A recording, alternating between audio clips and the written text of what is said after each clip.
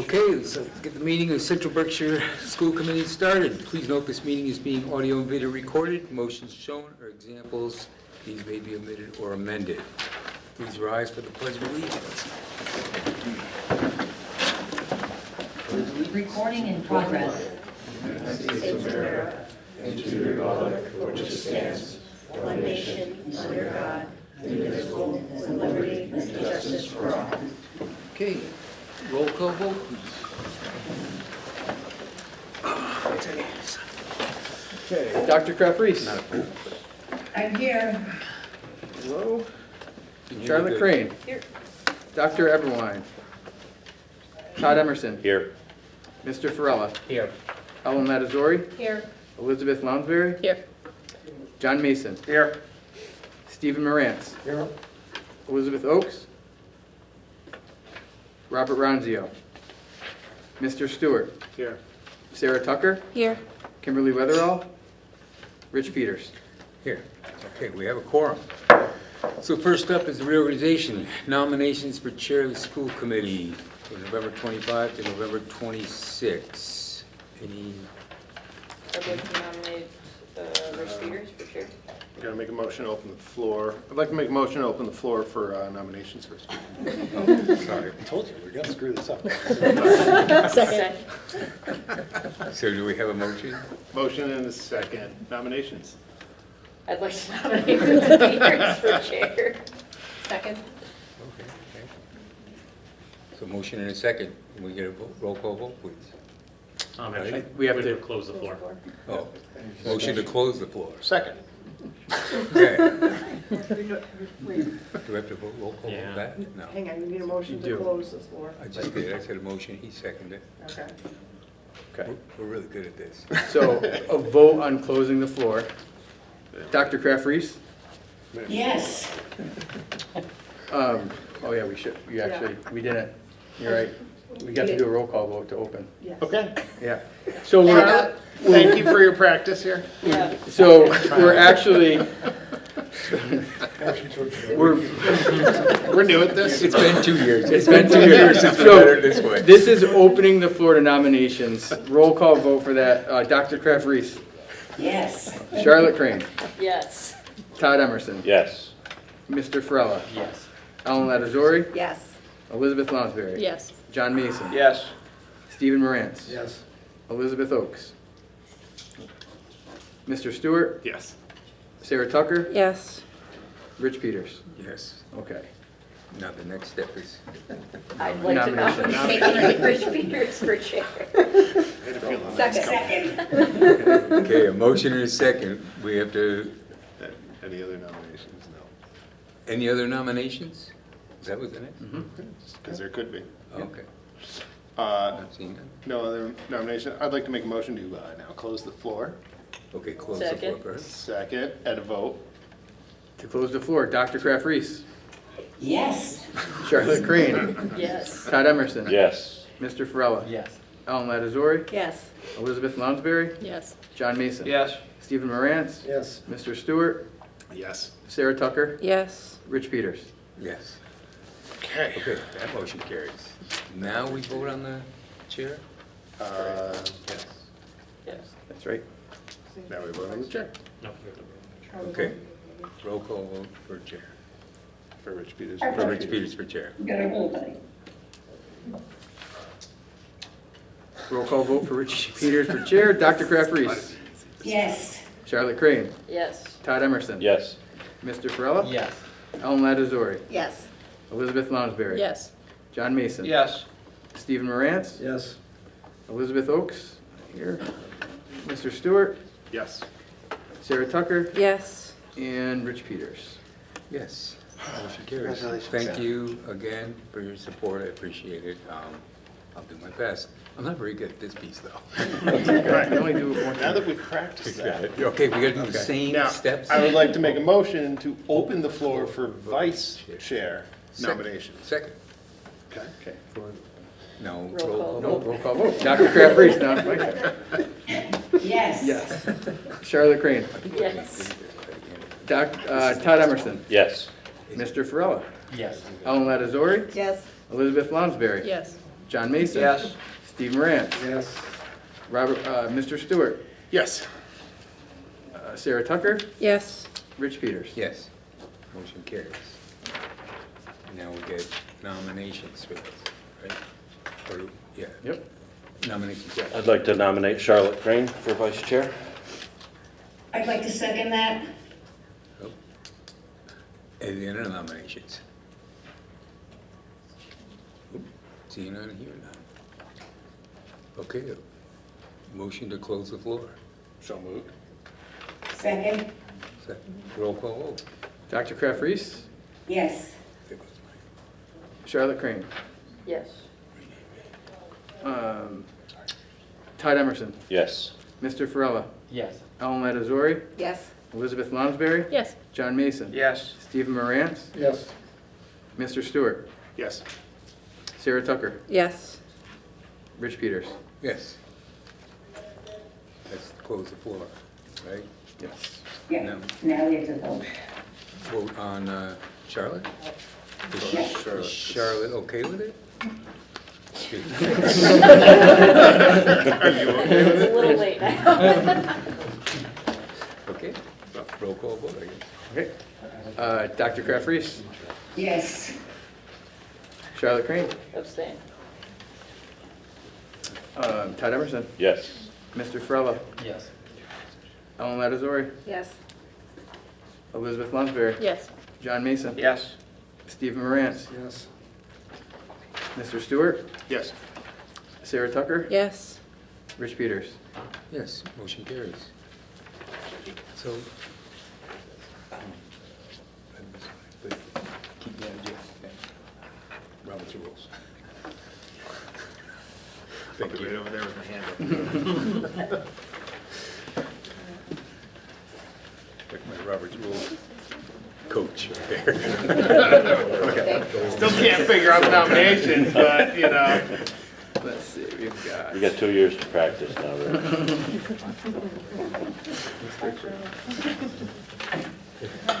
No. Okay, so, next up is the appointment of district secretary. Be it resolved that Michael Renault be appointed to district secretary through November 2022. Second. I got a motion and a second. Any discussion? Roll call vote. Dr. Kraft Reese. Yes. Charlotte Crane. Yes. Todd Emerson. Yes. Mr. Farella. Yes. Ellen Ladazori. Yes. Elizabeth Lonsberry. Yes. John Mason. Yes. Stephen Morantz. Yes. Mr. Stewart. Yes. Sarah Tucker. Yes. Rich Peters. Yes, motion carries. Thanks for that. Next up is the district, appointment of district treasurer. Be it resolved that Richard Jett be appointed district treasurer through November 2026. Motion and a second. Any discussion on this one? Roll call vote, please. Dr. Kraft Reese. Yes. Charlotte Crane. Yes. Todd Emerson. Yes. Mr. Farella. Yes. Ellen Ladazori. Yes. Elizabeth Lonsberry. Yes. John Mason. Yes. Stephen Morantz. Yes. Mr. Stewart. Yes. Sarah Tucker. Yes. Rich Peters. Yes, motion carries. Next up, appointment of legal counsel for the district. Be it resolved that Murphy, Hess, Toomey, and Lehane LLP be appointed special education legal counsel for the Central Berkshire Regional School District from December 1, 2025 to November 30, 2026. Second. A motion and a second. Any discussion on this one? Roll call vote, please. Dr. Kraft Reese.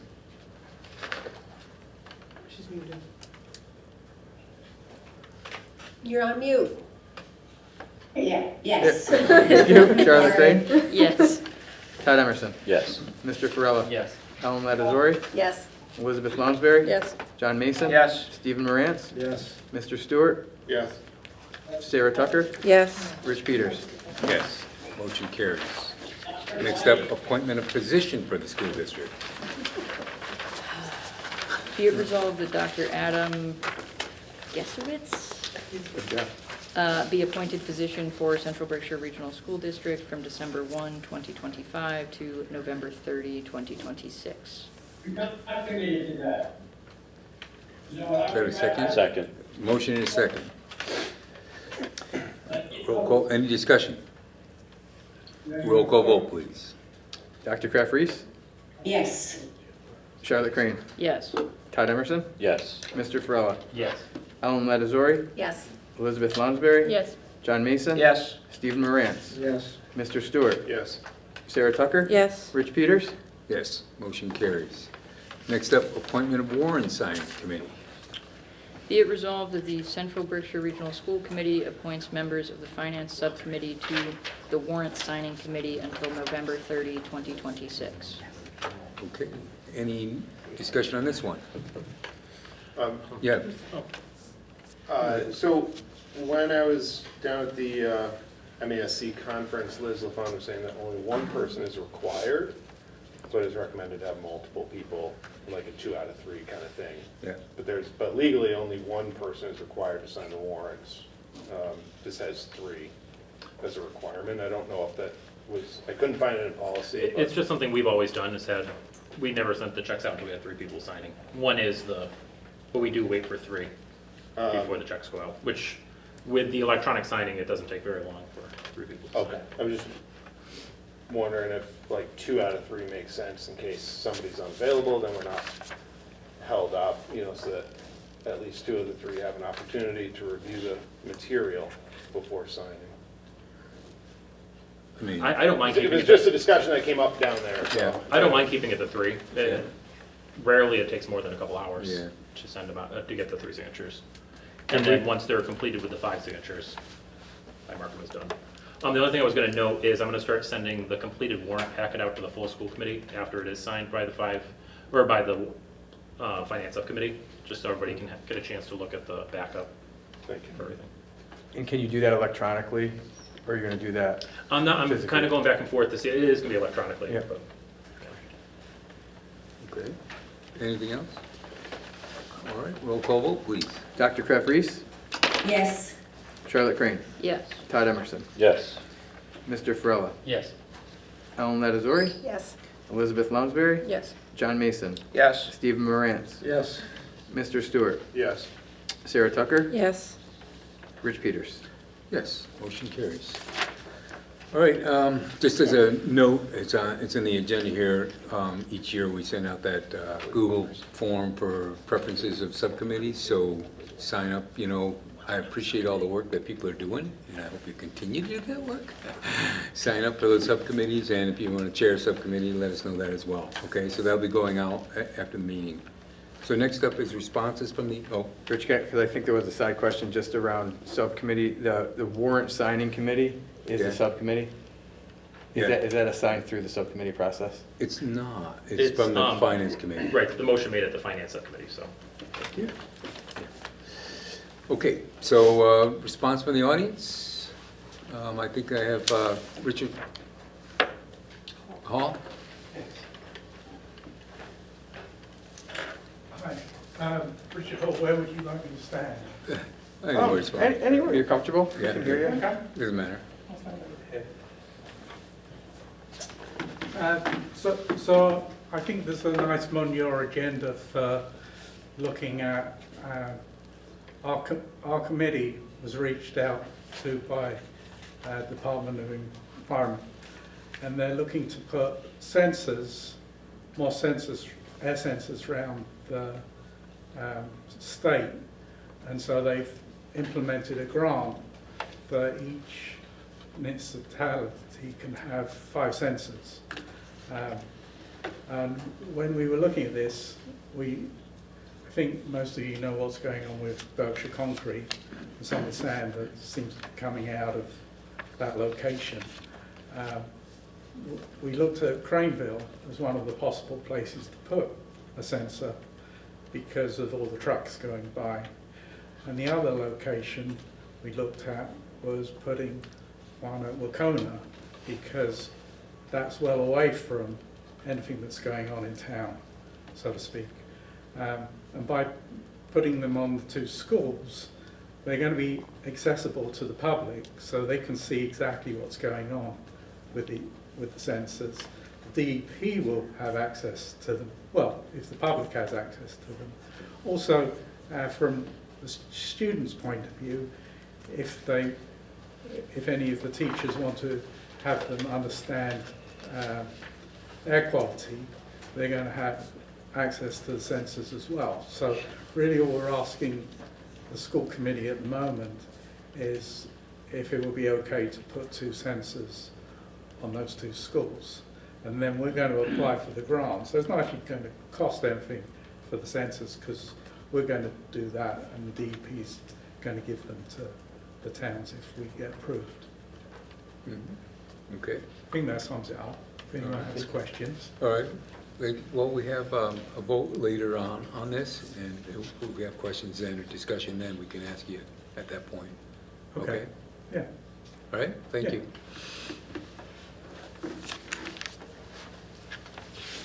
Anybody else from the audience? Okay, I don't see anybody. Oh, Tony? Just a question, in terms of the questions you may ask of Rich or myself, will that be a period of time in the agenda? Is that down? Yeah, we have a vote on it during the, I think he's wondering how long. Earlier or later? oh no, it's before the SIP, so it's, Okay. yeah, yeah. Okay. So next up is student affairs. Is Sophie or Grace online? They are not. They are not here. Okay, so those guys. All right. Well, we have the financial report. We had warrants that were previously signed, and we have some gifts and donations and grants. So the first one is acceptance of donations to the CBRC General Scholarship Fund. Be it resolved that the Central Berkshire Regional School Committee accept the following donation totaling $12,300 to the General Scholarship Fund as recommended by the District Treasurer. Okay. Motion and second. Second. Any questions on any of these? Seeing none, hearing none. Roll call vote, please. Dr. Kraft-Reese, Yes. Charlotte Crane, Yes. Todd Emerson, Yes. Mr. Farella, Yes. Ellen Ledesori, Yes. Elizabeth Lounsbury, Yes. John Mason, Yes. Stephen Morantz, Yes. Mr. Stewart, Yes. Sarah Tucker, Yes. Rich Peters. Yes, motion carries. Next up is approval of fundraising event for the WRHS class of 2028. Be it resolved that the Central Berkshire Regional School Committee approves the Snowball Dance fundraiser event for the WRHS class of 2028 on Saturday, January 24th of 2026. Second. Okay, a motion and a second. Any questions on this one? Seeing none, hearing none, roll call vote, please. Dr. Kraft-Reese, Yes. Charlotte Crane, Yes. Todd Emerson, Yes. Mr. Farella, Yes. Ellen Ledesori, Yes. Elizabeth Lounsbury, Yes. John Mason, Yes. Stephen Morantz, Yes. Mr. Stewart, Yes.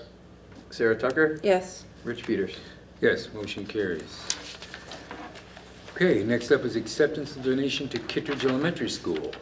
Be it resolved that the Central Berkshire Regional School Committee accept the donation of $1,364.08 from O'Connor Studio to Kittredge Elementary School as recommended by the District Treasurer. Second. Motion is second. Any questions on this one? I have one. This is the photographs, right? Okay. Okay. All right, roll call vote, please. Dr. Kraft-Reese, Yes. Charlotte Crane, Yes.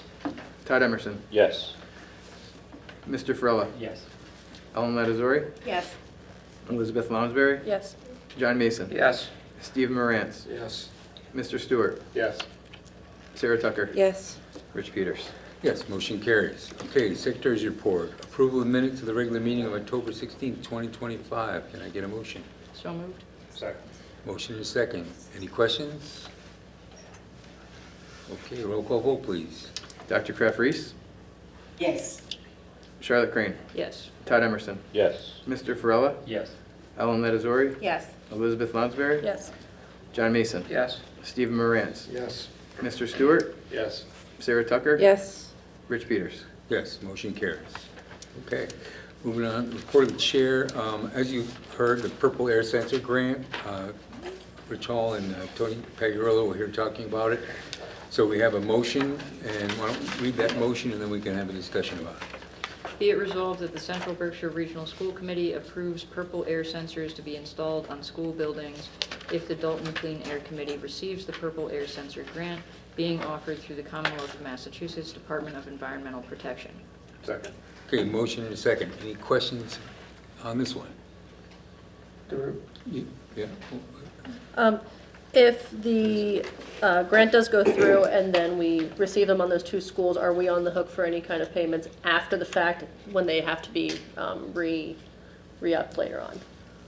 I don't know that there's a re-upping. I don't think it's a lease, but maybe you could speak to that, Richard? I don't believe there's any, Cost. the only thing it's requiring is Wi-Fi and electrical connection, which is 110. And there isn't any software. Sorry, I misspoke. I meant more along the lines of if the hardware needs to be replaced, maintenance in general. I haven't seen anything in the grant about that. I don't believe you will be. I would imagine that after reading about it, it's, I mean, it's optional. We wouldn't have to redo it, right? I mean, if we wanted to, we could, but it's certainly optional. I don't know what the cost is. It's not a big device, but do you know what the cost is? They're about $360 Yeah. each sensor. Okay. But as I said, I think it will be something with the DEP. Yeah. Okay. Can I, Yeah. on the DEP says that they generally do not require any maintenance if the most that they would usually need is vacuuming if the sensor gets clogged.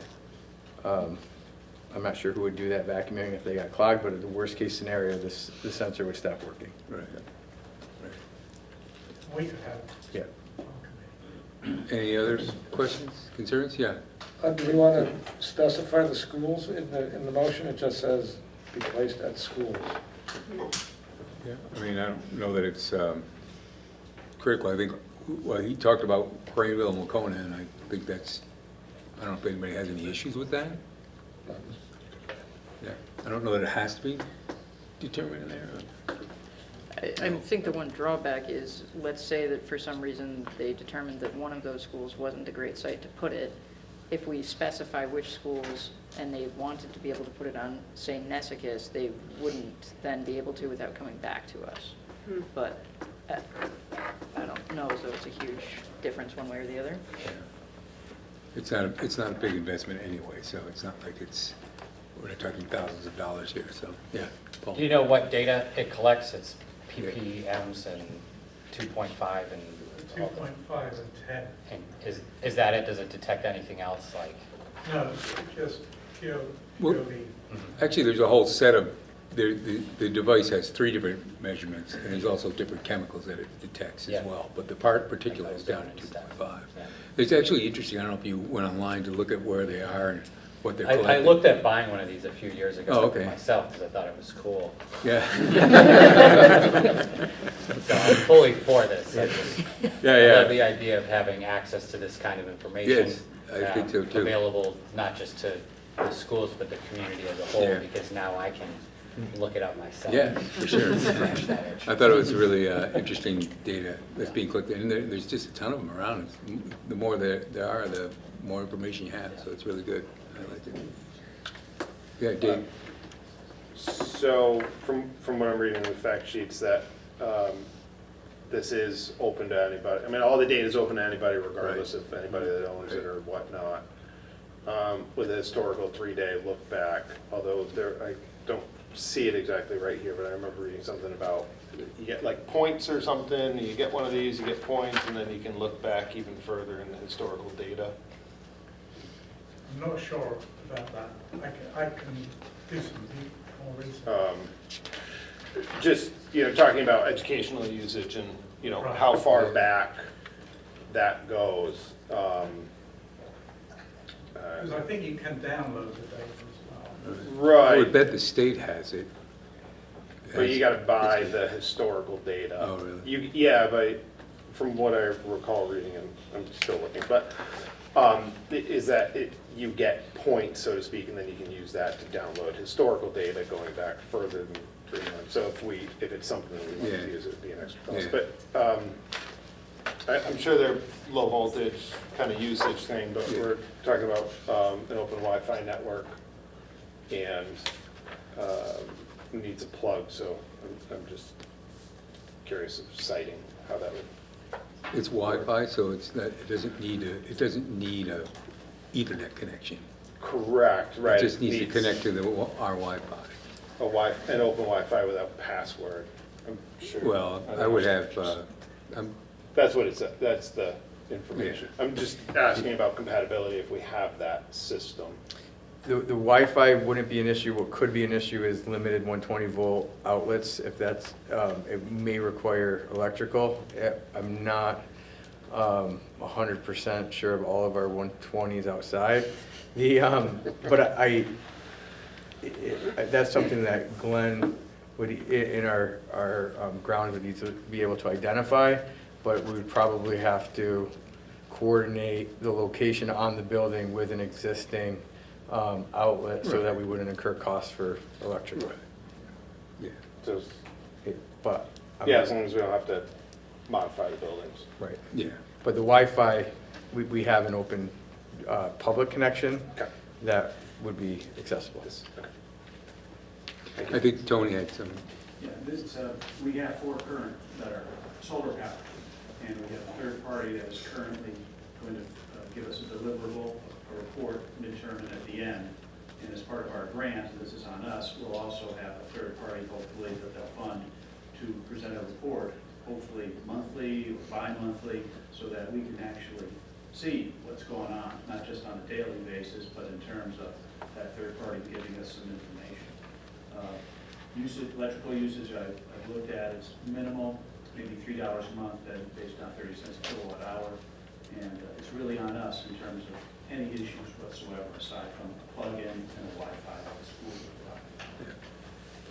provide. Okay. Any other questions? All right, roll call vote, please. Dr. Kraft-Reese, Yes. Charlotte Crane, Yes. Todd Emerson, Yes. Mr. Farella, Yes. Ellen Ledizori, Yes. Elizabeth Lounsbury, Yes. John Mason. Yes. Steve Morantz, Yes. Mr. Stewart, Yes. Sarah Tucker, Yes. Rich Peters. Yes, motion carries. Okay, that's it. Next up is the superintendent's report and recommendations. Okay. This part. Here we go. Let's see. So my superintendent's report for tonight, I'll start off just by saying, today we had our first meeting of our instructional leadership team, right before coming here with about 34 of our teachers who really are our teachers on the ground that drive our school improvement. And we had a really productive meeting and set in motion a lot of levers on the school district improvement plan that we talked about at our previous meeting. And it was just a really great team that came together today to continue that work. And you're going to be hearing tonight about our school improvement plans, which are the school's efforts to directly link their everyday work to the district improvement plan that we discussed at a previous meeting. Before we jump into the school improvement plans, the way that we decided to present MCAS data this year so that we could not have a 3-hour meeting like we do year after year was to give a very in-depth presentation of our data to curriculum subcommittee, which we did earlier this month. And while we're not going to report out on other subcommittees tonight in order to make room for the system that we have set up, I am going to ask under my report that Ellen share out the summary of our MCAS data. We have a lot to be proud of this year, and so I'll take any questions. I did put into the packet the actual presentation that we gave, and so Ellen will kind of give the summary. I'll take any questions, and also know that at the school level, all of our admin teams that are here tonight can answer any of your specific questions about their school. So Ellen, have you report out? Hi, everybody. So to discuss MCAS, we met on October 21st. Some of the overview from our 2024-2025 MCAS data. State trends are still overall 10% lower than pre-COVID 2019 scores. The state evaluated what the impact, and then the state also evaluated what the impact of question 2 was on 10th grade MCAS scores overall from the state, which they saw a 6% decrease in ELA scores, 3% decrease in math, and a 3% decrease in science overall at the state level. Central Berkshire overall results show a growth score of 53 in ELA and 64 in math. Any score above 60 is considered high growth by the state. Nessacus Middle School is also a school of recognition for 2025. Congratulations. Central Berkshire was one of only 13 districts in the state to be recognized for exceeding pre-COVID 2019 scores this past year. Only 2 districts in the county are above Central Berkshire in our students meeting or exceeding expectations percentages. Central Berkshire is also beating the state in percentages of students meeting or exceeding expectations. Central Berkshire science scores are the best in the county. 50% or more of our students without disabilities received scores that are meeting or exceeding expectations. This shows that our high-quality curriculum choices are working. Students with higher needs, however, our low-income students are achieving at higher levels than all but 1 district in the county. 40% of Central Berkshire kids are unfortunately considered low-income. Our students with disabilities came in 3rd in the county. They also have beat the scores of this group at the state level. However, very low percentages of these students are meeting or exceeding expectations in terms of actual scores when compared to our students overall. And we'll get into that in a little while. Overview by grade. 3rd grade ELA student, our 3rd grade students in ELA were 39% were meeting or exceeding expectations in 2024. In 2025, that rose to 46%. The state's at 42%. Math for 3rd grade, our percentages for meeting and exceeding in 24 were 42%. 25 is now 47%. The state is at 44%. Average score was 500, which is meeting expectations. In 4th grade, I will start off by saying this grade is a worry for ELA. It does have and it also has the highest percentages of students on IEPs. 27% of the whole 4th grade in our district are on IEPs. So ELA in 24, 39.5% of students were meeting or exceeding. In 2025, that dropped to 32%. The state is at 40%. Math, the same group of students was at 43% in 24. 25, they stayed level at 43%, and the state's at 43%. The average score was 500, which is meeting expectations.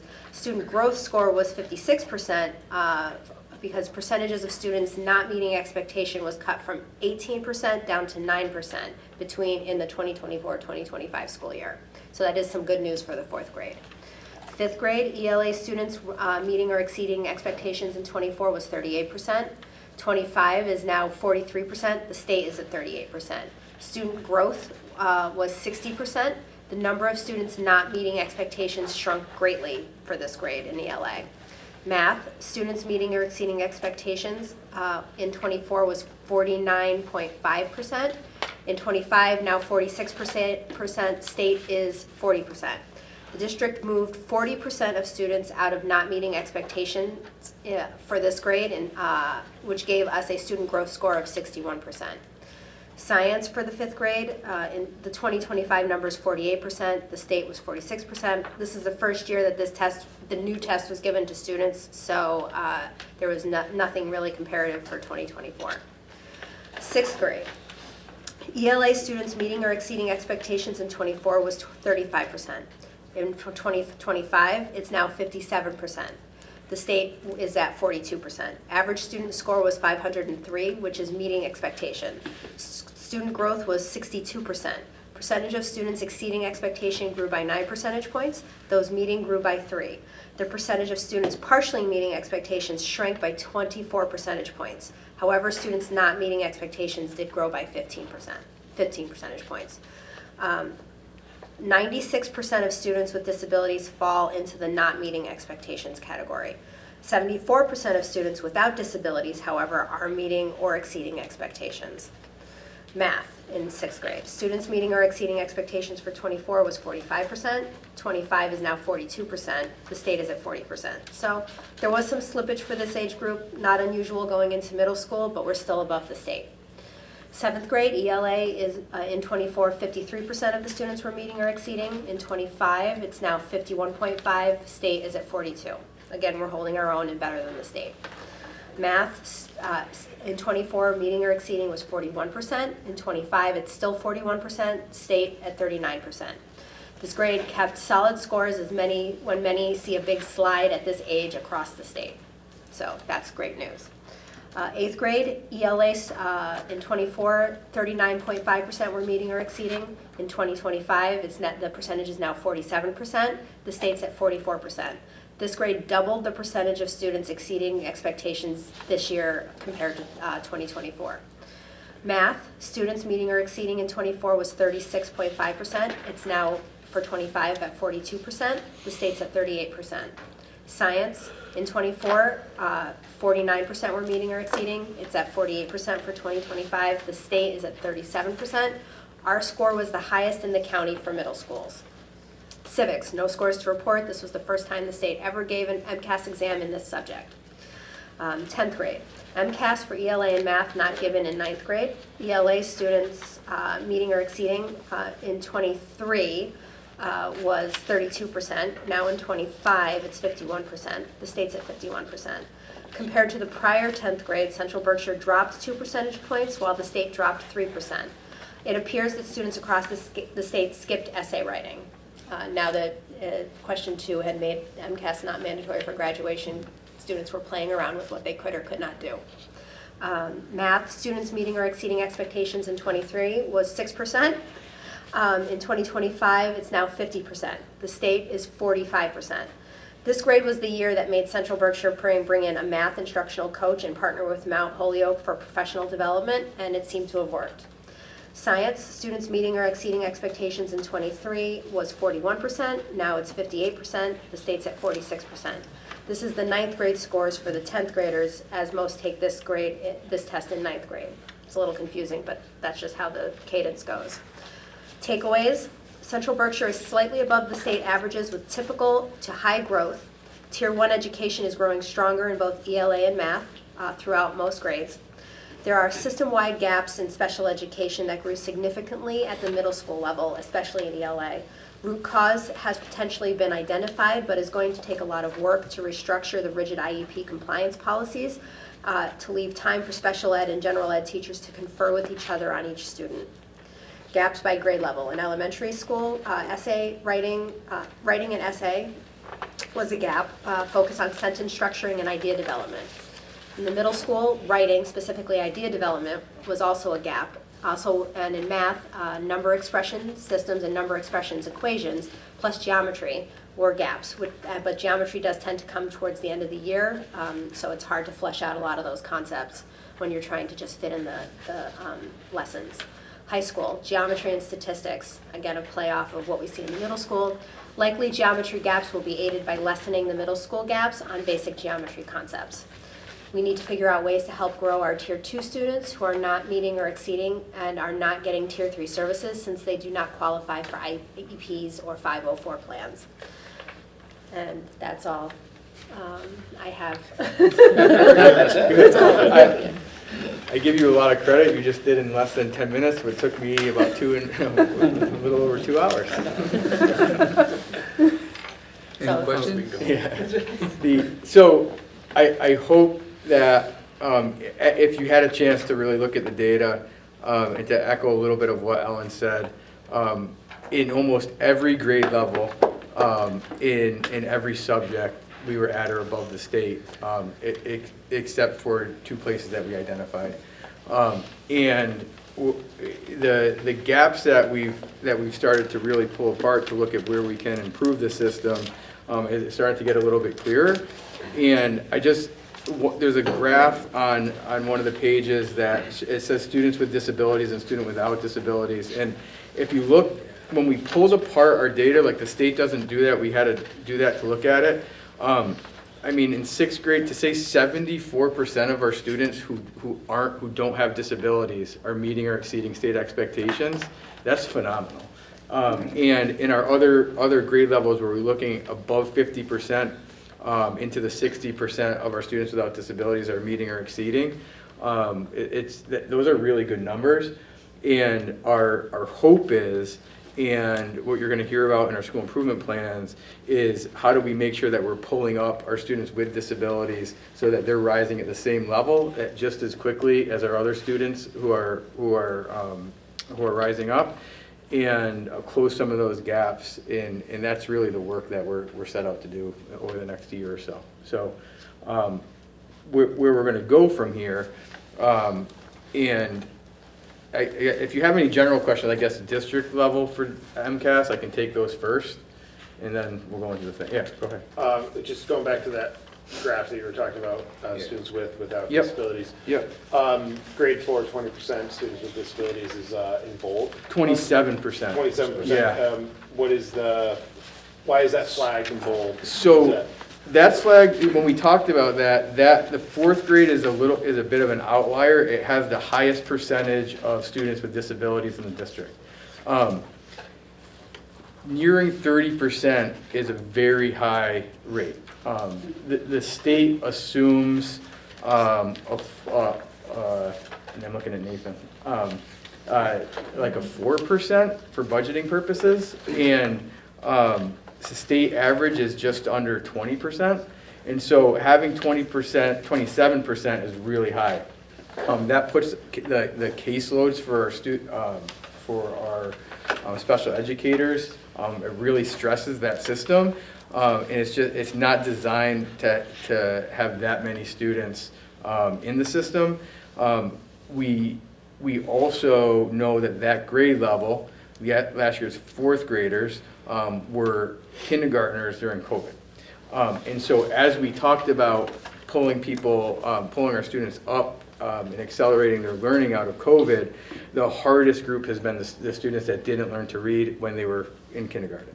And my son's in that group, and so I know that as a cohort, teachers have worked really hard to build basic literacy skills at more than a grade level per year, because they essentially lost a big chunk of preschool if they were in preschool and all of kindergarten.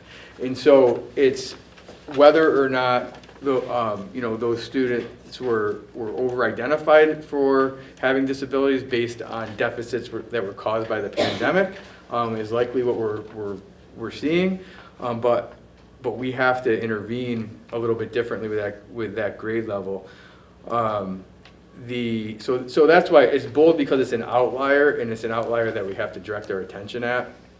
But yeah, 27% is that's hard for a group coming through. When you say students with disabilities, that's anybody with the IEP? Correct. And 504, or no? Student with disability is just Just IEP. IEP. Yep.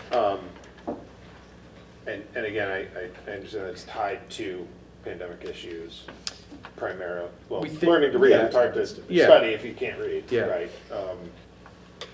And you're working on plans to address that. Yeah, I'm not going to jump ahead, but. No, and I think you can ask at the school level. Okay. Those would be our current fifth graders. Yeah. And last year we did put in place it's like a new benchmarking system for some better data and some different interventions, but the schools will probably talk about those, I would imagine. I just want to point out 8th and 10th grade science and technology Yeah. is significantly above state averages. Yeah. So whatever we're doing there, 8th and 10th, yeah, we had it. Yeah, we were proud of that. it's a huge difference. Yeah. Anybody else? Are we ready? Okay, so we're going to see how this works tonight. We have our school improvement plans by table, and we're going to split up the committee. We're going to pair you up, and we're going to set a timer for 12 minutes, and we're going to do a clockwise rotation. At 12 minutes, we'll rotate. Everybody will get all 5 presentations. That'll take us about an hour to do all this school improvement plans. We'll then come back and we can have a discussion. and we'll see if we like this format. Anybody who's in the audience that would like to participate, you can join a group and feel free to rotate with your group and be included. And so, Zoom's gonna go off? yeah, Zoom's going to go off because we don't have the technology to be able to follow the meetings. But Bye, Barbara. bye. Thank you. Have a good night, I hope you Barbara. feel Hope better. you feel better. Yeah. Thank you. 1, 2, 3, 4, 5, 6, 7, 8, 9. Perfect. So John and Ellen will start at Nessacus. And Liz, you want to join the Nessacus group? Oh, since I'm already here. You're already right there. Stephen and David can start with Kittredge. And Rich and Charlotte, we have in the back corner, Beckett is in the back corner to start. And we have, I don't see where Wacona is, but, oh, Wacona, so you're gonna stay for Wacona? Driving force was? Well, I know for me, when I was going through it, of course, we kind of talked about it a little bit, was that fourth grade, having it, having that lower spot. Do you guys feel that you have the same fourth grade issue as the other two schools? Last year's fourth grade, Yeah, for sure. And our fourth grade at Craneville is the one cohort that was 3 sections.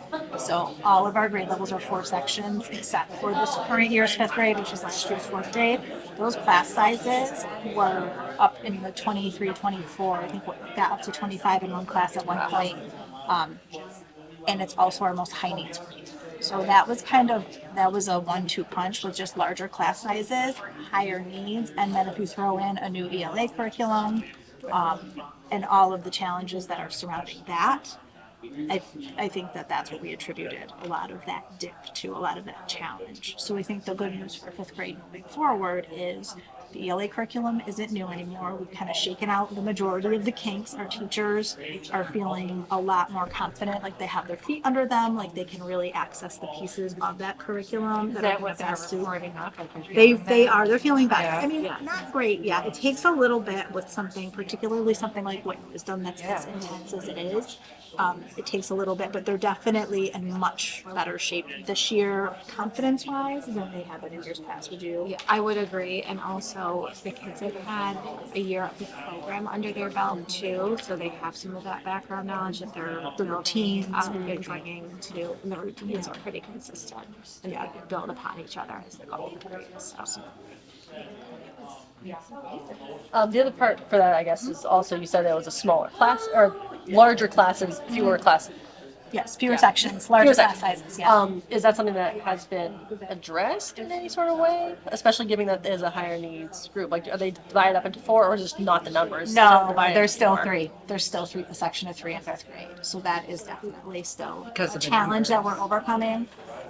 One thing that we have implemented one of the things that we've implemented this year that is newer, and we're hoping will help with that, is our wing block. And Erica is the creator and sort of ring master of our wing block, so I'll let her speak to that, but I think that's really going to make a significant difference. Yeah, so we have every grade level has a wing block, like a what I need, specific to literacy.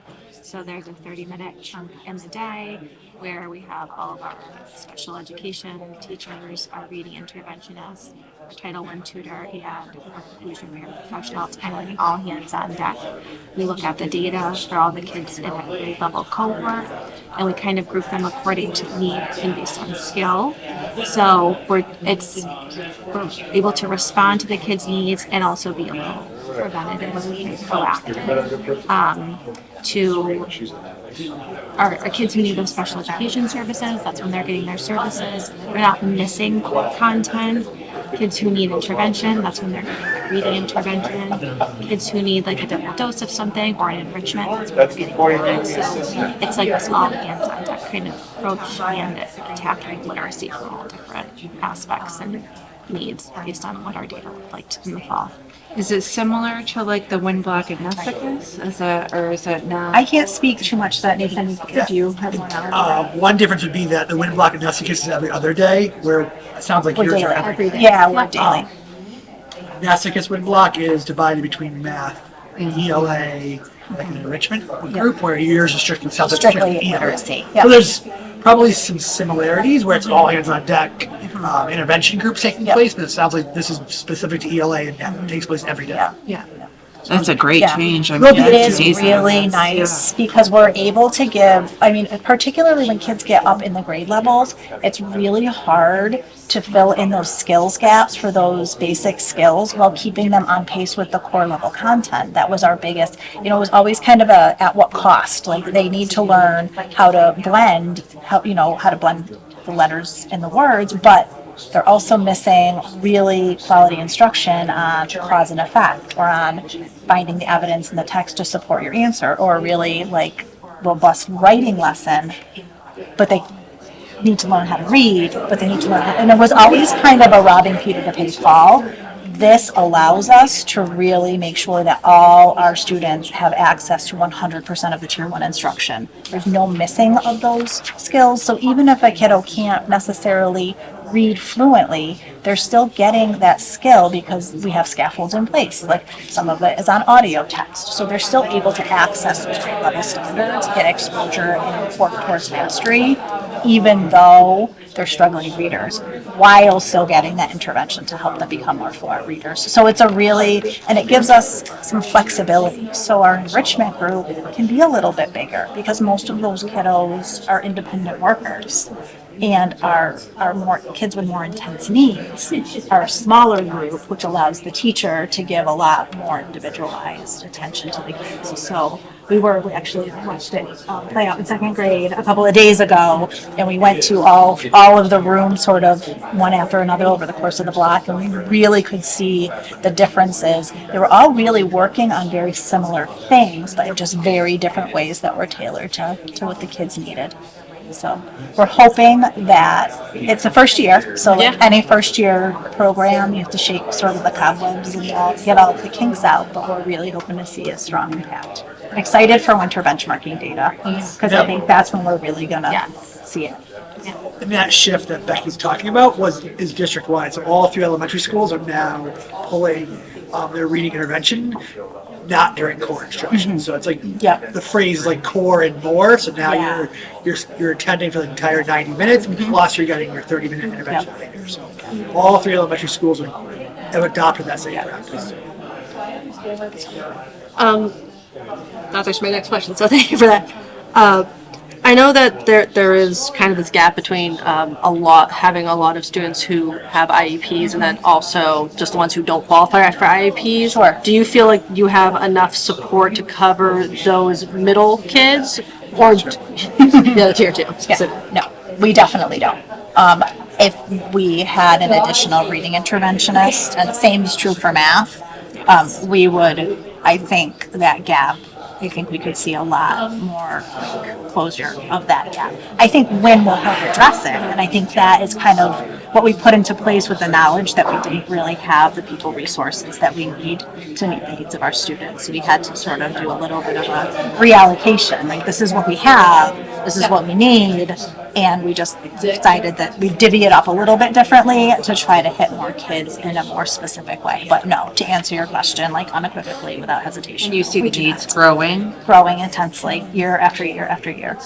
Yes, and I don't think I'm being dramatic. No. And you would say that's across like the whole elementary school, that's not just the fourth grade. I do not think that, yes, across our entire school. Right. Yes. The gap is larger. I'm noticing, like our struggling learners are struggling more, but our high learners are flying higher. So it's getting larger, partly because we have some really successful tier 1 students who don't necessarily need interventions or supports. And they're like Superintendent Hanault said, they're taking off. But our strugglers are kind of really clawing to keep up, and it's hard. That's hard.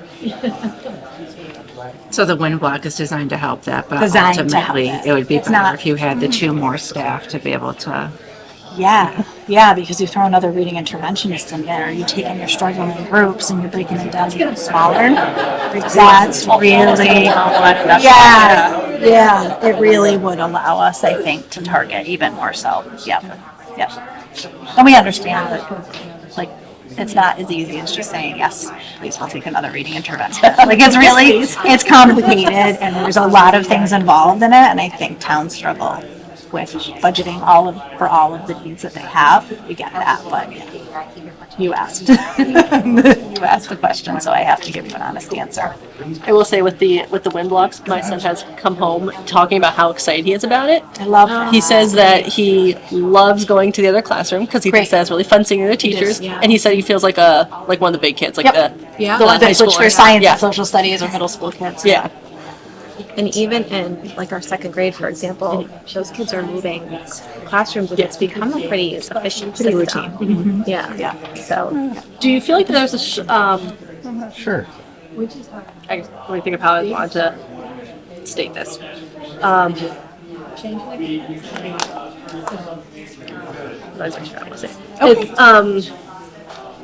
Do you feel like there's any inequity in dividing those kids up? Like, are the maybe like I know they're being divided up by skill level, but does that kind of pigeonhole them at any points? Because I know that's kind of like So that is a concern Yeah. always when you're grouping kids in that fashion. It's a consistent review of data. We review the data more frequently than just those 3 benchmarks a year in order to flex those groups. So the minute a struggling student makes progress and their skills gap fits in more with the next group up, for lack of a better term, they would be moved. So it's always, there's always flexibility. They're not stuck there until the next benchmarking or until the next assessment. And I think we've already had some conversations about movement, and that we just really got going. It's been kind of a staggered start, like different grade levels have been ready at different times. I think October 1st was when we really sort of started to officially get it going, and we've already had conversations about movement more than once, so. and even if kids aren't necessarily moving the groups, the teachers are seeing what the kids need and adjusting that as well. Yeah. You then progress monitoring that tier 2 group for 2? Yep. Yeah, we have progress monitoring blocks built in for the majority of our liaisons. Our reading interventionist and our Title I tutor also does some progress monitoring in addition to Erica. It is time to Cuspy rotate. kids, she'll progress monitor them. Did we answer all your questions? Oh, the ones I had. Okay, great. Thank you so much. Thank you. Okay, and then my first question is, 100% participation? I'll let these two sit here. I wasn't here, so I actually don't know, but they've answered So this very Vicky well. out here last year, the kids in the classroom, she was the content coordinator for the science department, which is crushing the scores. The two things that come to my mind about why we have 100% participation is for the last 2 years, we've treated benchmark testing like MCAS testing really formally, really seriously, and modeled that so the kids are comfortable with it, I think, and they understand that it's important, so I think they make it a priority. And the other piece of that is obviously attendance is an issue, and there were people in the main office area, whether it's a counselor or, Aaron at the time, really prioritize having the kids make that up as soon as possible and not letting kids slip through the cracks with attendance to ensure that we have 100%. So there was legwork that way, but no, it's great. In the classroom perspective, I think that teachers just never really shifted gears after that happened. It didn't change anything. And so just the attitudes of the expectations for the students really didn't fluctuate. So the students took it seriously too. Do you have another question real quick? I always have a question.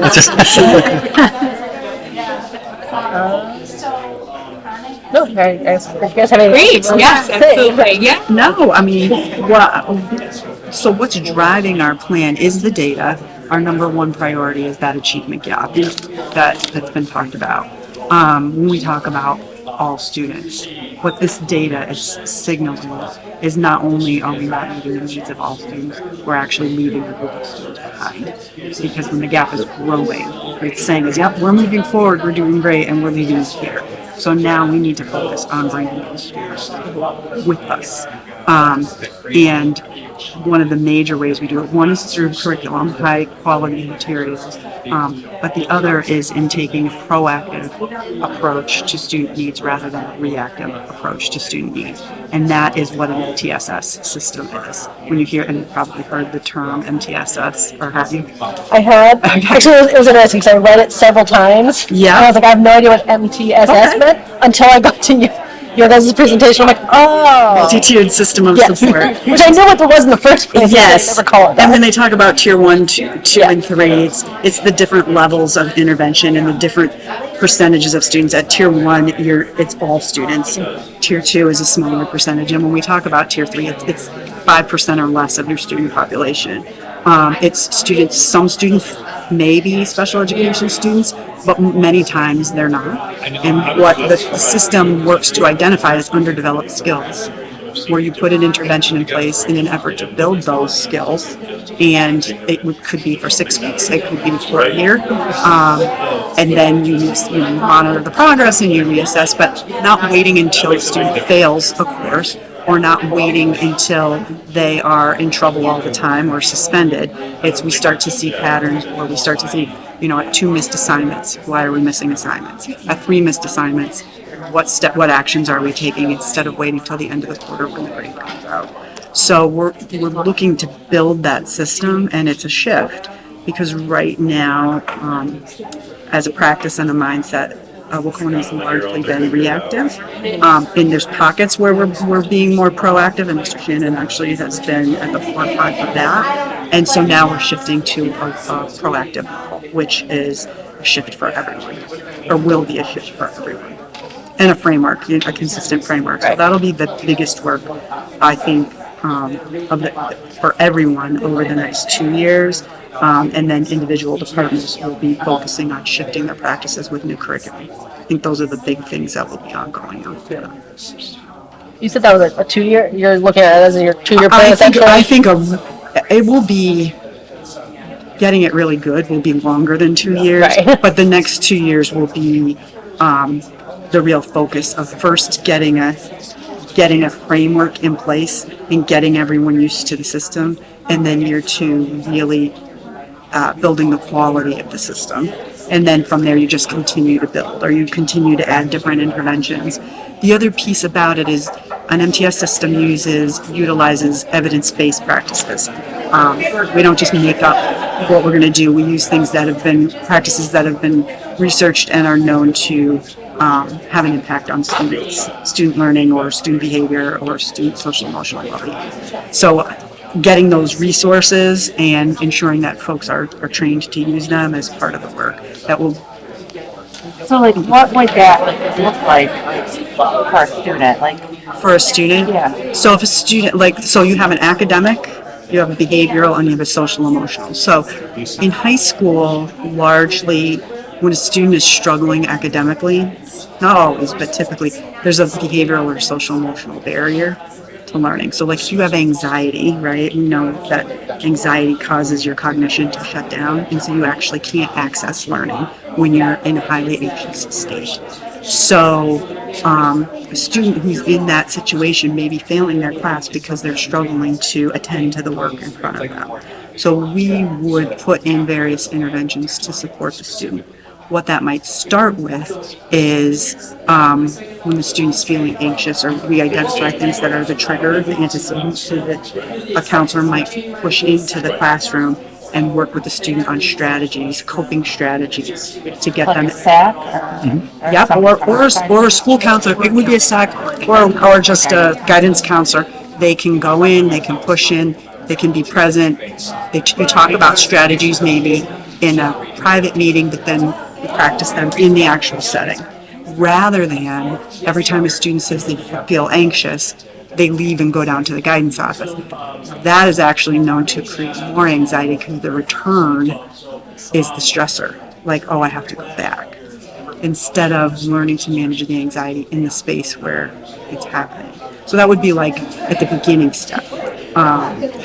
Another intervention might be an anxiety group, which is a small group of students who have similar stressors, and they would go through like a 6-week, like once a week for 30 minutes, meet in a group with a counselor, probably an SAC in that situation, and they would go through that intervention to build skills to manage anxiety, recognize when it's coming, what are our strategies for dealing with it on a deeper level. That's like something that's rolling year round? It would be, depending on what kind of curriculum or program for it, it might be only a 6-week intervention.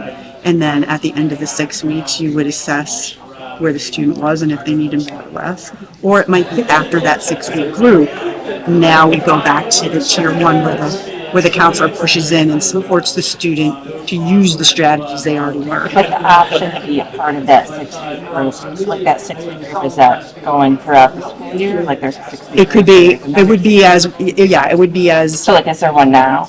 It would be, we would run one when we had students who needed it, because at different points in the year you would have. At this point in time, that intervention isn't fully in place. That's one of the things we're going to be building. That's what we're working towards. Yeah. So the work that Principal Short has done in the last couple of months is start to build those pieces. So right now, she's hooked up our SST team, which includes a lot of counselors, they're getting trained right now to build those skills. Every other week, there's a Monday class, they're taking it, and then we're debriefing at our SST meetings. So that's building some skills. The other thing that she's done is at the faculty level and also at the curriculum coordinator level, like department heads, really focused on identifying barriers, what are we seeing in the classrooms, to then build like a menu of things that I think staff are going to have to get trained on. So, And then they'll be able to refer their students to those groups. Yes. So the way I would describe it is Principal Shorter is building the small pieces to get them in place when they're functional this year, because it is a process. Yeah. And to be definitely A big fully up and running process, takes a I while. think But, and part of it is building the capacity of the people who are going to have to do that work, because it can't just be 1 or 2 people running to the rescue, right? Which happens. Yeah, no, So we have people, and they've been actively engaged in trainings, like the counseling group, for example. Every Monday, they're at a training, building their skills, and then debriefing and working on things. There are some groups that are just starting up and running for academic reasons that Principal Shorter started. So there's progress. But to your question, like how do students access that group?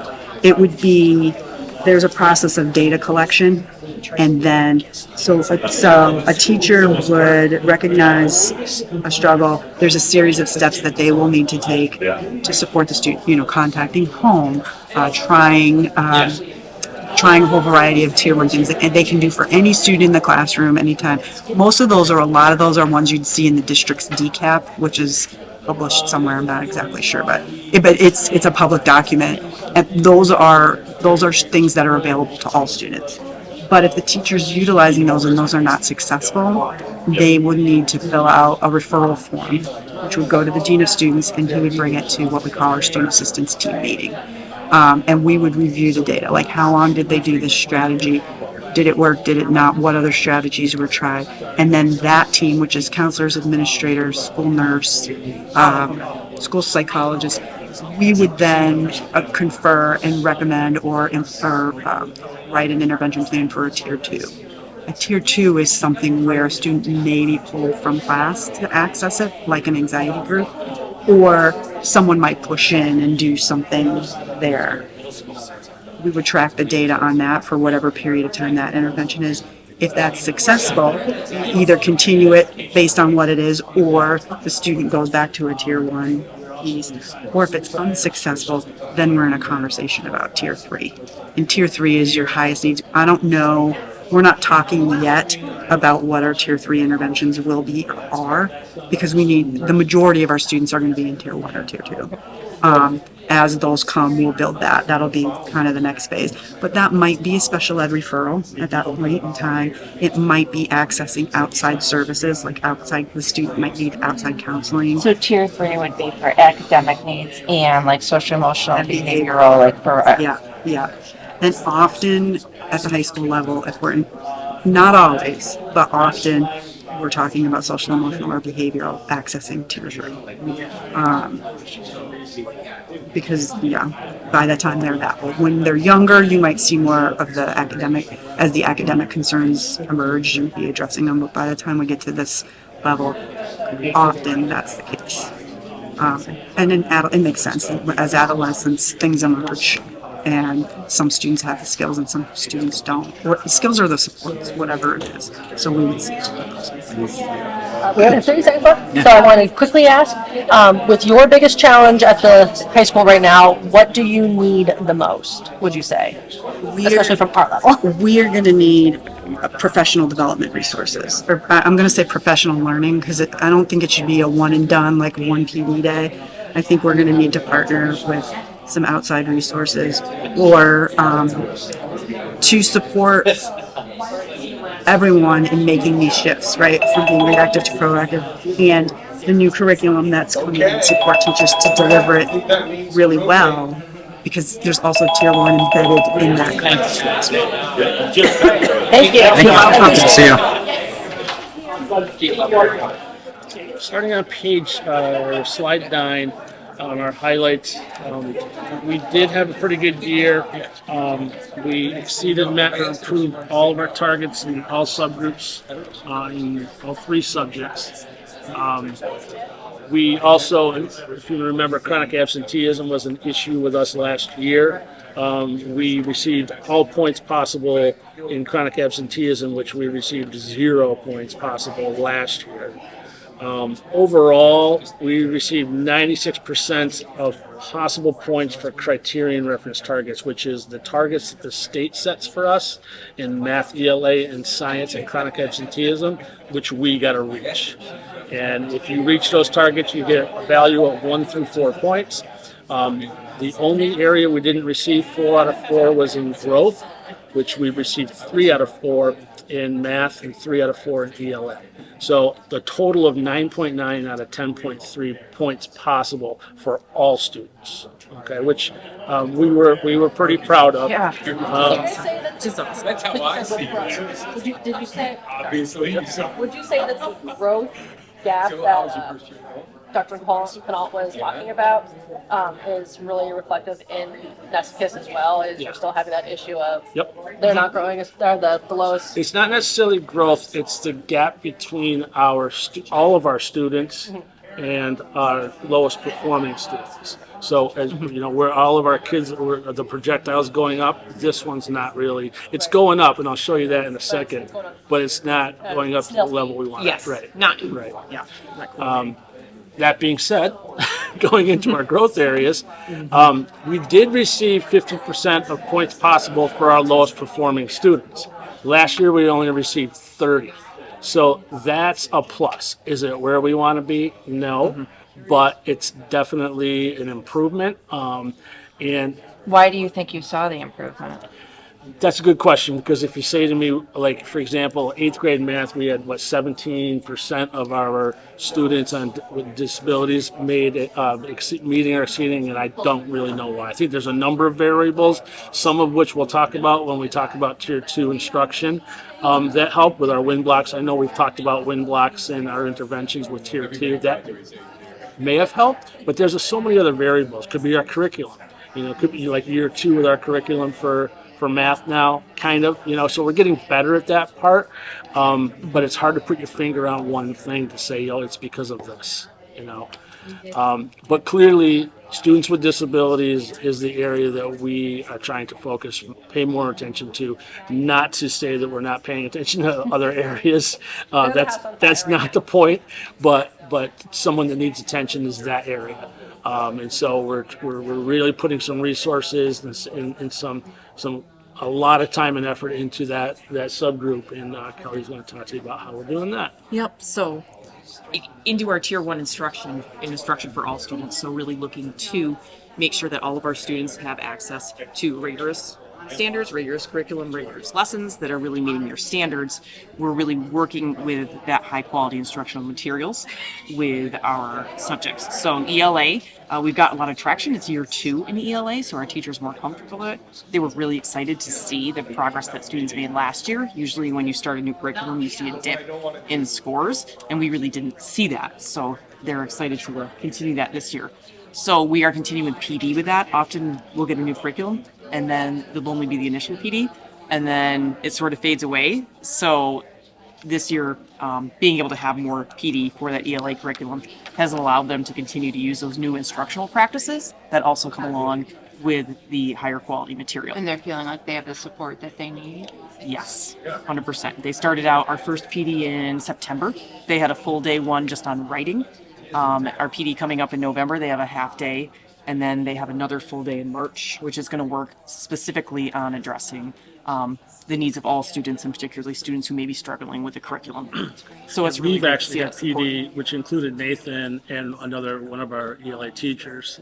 We did walkthroughs with one of the vendors and processed how things were going, what were some good points we saw, what are some areas that we're going to try to work on, and we did a kind of a neat little data exercise that really pulled out some of the things that we really want to push, which is mainly students doing the heavy lifting, not the teacher. We want students doing more of the Students thinking, doing the thinking. than being Yep. fed. Like when I was in school, that was here's your list of vocabulary words to memorize. Yeah. Right. So, Yeah, no, that was great. Thank you. Our science department piloted this fall, so they were piloting OpenSciEd, which is another new high-quality instructional materials, and so we'll be meeting next week. yeah. Second, to go over that After Thanksgiving, to go over that and start talking about where we are with that, what we saw, moving into adopting a new curriculum in September of next year. With social studies, we're looking at a grant opportunity for investigating history, which we use in 6th and 7th now, but there's new materials out with new units that the state has put out, so we're looking to not only get those materials, but continue PD with the investigating history. We're starting to explore high quality instructional materials with our grade 8 civics in hope the following year of adopting with that. And then math continues in their third year now with Eureka Squared. And we're looking to, again, kind of do a similar walkthrough scenario with math as we've done with ELA, and continue to address areas with that and continue to support teachers with these curriculums and these teaching practices. So that's one of our main areas with our Tier 1 instruction for all students. And then within our Tier 2 and our Tier 3 instruction, we have our win blocks, or what I need now periods. And one of the major things that have helped us this year is our new diagnostic system using iReady. So that system, not only are we getting the information from our students where they are grade level wise, where their skills are, but we're also getting lessons to address it, which in the past we haven't had. So our WIN teachers and our special education teachers and in the grid C classes have often been trying to pull resources from everywhere to address what they're seeing, but now we have a system that actually gives them That those is lessons fantastic. so that they have that to roll with it. Huge. That's fantastic. So they're using small group instruction on prerequisite skills for what might be happening in the classroom. So for example, in the 6th grade grid C class that I observed, they were working on ratios and equivalency. So he was working on the prerequisite skill of equivalency so that when they went into their gen ed class in math, they could access that grade level standard working with ratios. So we're starting to see a much better correlation with that. I'm really looking forward to seeing what that looks like when we take our diagnostic again in January as we roll with it. It's kind of like having more tools. Yeah, we have more specific tools ones. to be in the diagnostic manner, and then on the backside, okay, now that we know this, what are we going to do about it? We have tools in the form of lessons that we didn't have in the past. So. And that system further on goes to address students individually. So they also have a MyPath, which is an individualized program on the computer to address other skill deficits that they might have that are different than the prerequisite skills. So really hitting everything. That's gone down to as low as 6th grade now. So iReady is now 2nd through 8th and looking to expand to 9 and 10 as well. So it's a consistent program, benchmarking district-wide. The next slide is about our support systems. Probably towards the end of last year, we've been revamping our student support team, which includes Kelly and I, our school adjustment counselors, our guidance counselors, school psychologists, dean of students, number of players, to address individual student needs, mostly, but also larger school climate issues such as chronic absenteeism. And towards the end of last year, we really started clicking, really revised our process of referring students, how we process the conversations and meetings, and then what action steps we take away from those meetings, who's responsible for those action steps. So it's become a very, very thorough process of, putting in whatever supports are needed for whatever kid. And it can be thinking outside the box, it can be, a parent meeting, it can be a referral to special education, but a lot of ideas and attempts to figure things out, a lot of brains going at this, and it's been very effective. We refer back to kids, maybe a week goes by, we're going to give it a couple of weeks, and we go back to see if things are working, things are not working. And it's been a great group as far as meeting the needs of the kids that are having some issues. We also trained 30 of our 7th and 8th graders to be change makers for good. This is what used to be the No Place for Hate, if you remember that in the past. It's the same trainer, different brand, so to speak. Okay. And we are rolling this curriculum out on December 16th. Kids are going into the 6th grade classes, and then we have representatives in 7th and 8th, but that'll be more facilitated by the teacher. But kids are going to be teaching the 6th graders. It's going to be interesting. So, and it's things like bullying, social media use, just issues that the kids are experiencing growing up and going through middle school. Belonging, bias, race, those types of things. Accepting kids and things like that. So kind of building our community a little bit better. We're also doing signs of suicide lessons in all of our health classes delivered by our school adjustment counselors.